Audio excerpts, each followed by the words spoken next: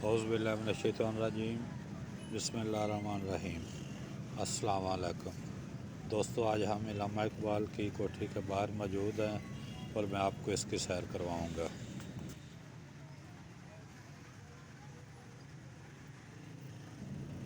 یہ کوٹھی جب آپ ڈراموں والے چوک سے اسٹیشن کی طرف جائیں گے تو آگے پل آئے گا اوورج اور اسٹیڈیم سے ہوتا ہوا روڈ یہ آتا ہے سیدھا اسلام آباد چوک کی طرف۔ اسلام آباد چوک سے آپ لیفٹ سائڈ پہ ٹرن کریں گے تو آگے ایک بازار کے اندر یہ موجود ہے۔ بڑی خوبصورت یہ بنی ہوئی ہے، خاص کر اس کا باہر کا نظارہ تو بڑا ہی زبردست ہے۔ یہ دیکھیے، یہ اس کا باہر کا منظر ہے۔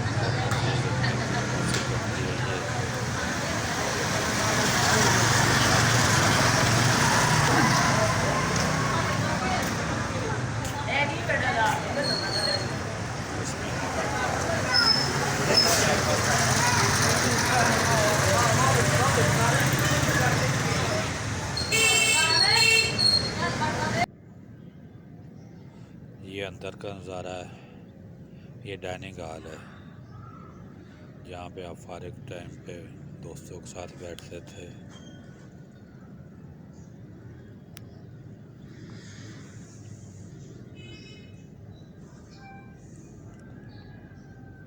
یہ تصاویر لگی ہوئی ہیں۔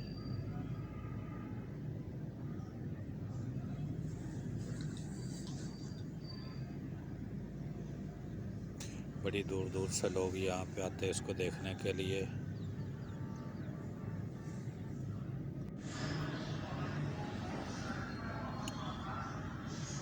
یہ بھی کوٹھی کے اندر کا نظارہ ہے، یہ پہلی منزل پہ ہے۔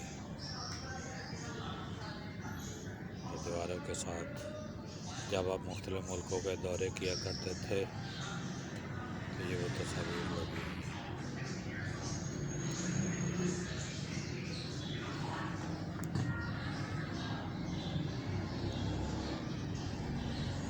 یہ تصویر جب آپ اسپین میں گئے تو یہ اس وقت کی بنی ہے وہاں کی مسجد قرطبہ میں۔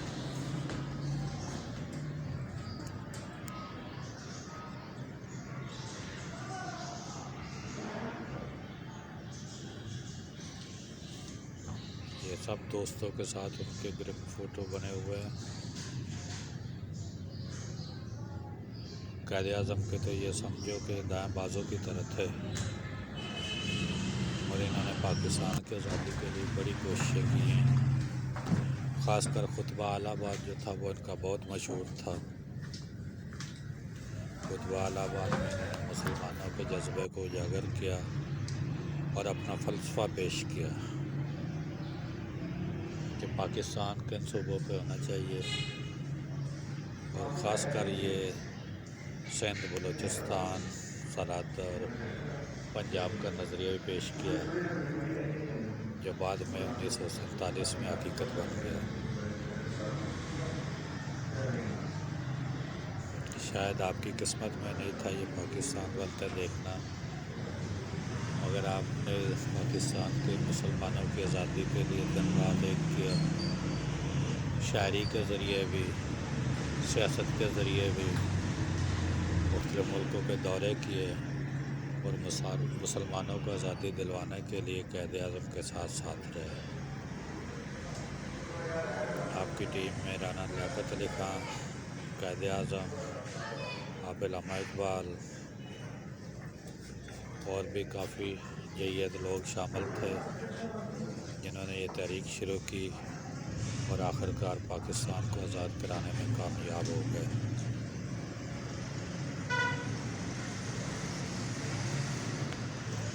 یہ بیڈ ہے آپ کا جس پہ آرام کیا کرتے تھے، پہلے کھانے کے برتن دکھائے۔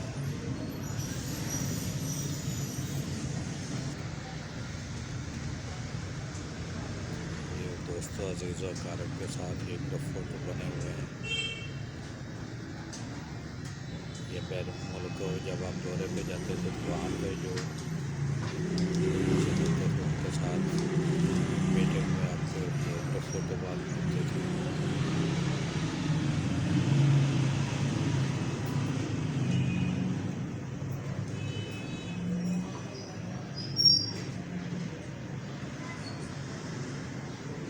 یہ دیکھیں بڑی خوبصورت کوٹھی ہے، یہ اس وقت کے حالات اس طرح سے کوٹھیوں کی مکانوں کی تزئین و آرائش کی جاتی تھی۔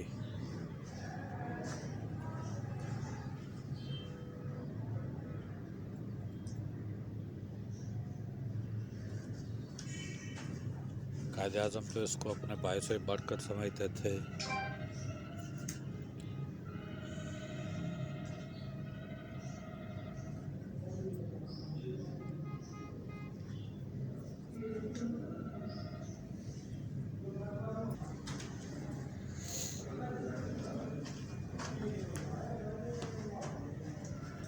یہ دوبارہ ہم ڈائننگ ہال میں آ گئے ہیں،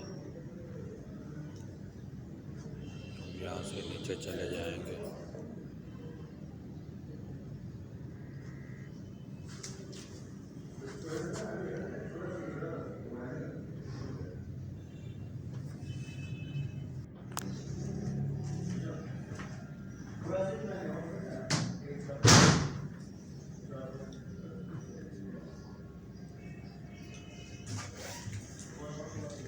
علامہ اقبال رحمۃ اللہ علیہ 9 نومبر 1877 کو سیالکوٹ میں پیدا ہوئے۔ ابتدائی تعلیم آپ نے یہیں پہ حاصل کی۔ 21 اپریل 1938 کو آپ انتقال کر گئے۔ یہ پاکستان بننے سے تقریباً 9 سال پہلے کی بات ہے۔ اور بعد میں آخر کار آپ نے جو خواب دیکھا تھا وہ حقیقت بن گیا اور پاکستان آزاد اس طرح ہو گیا۔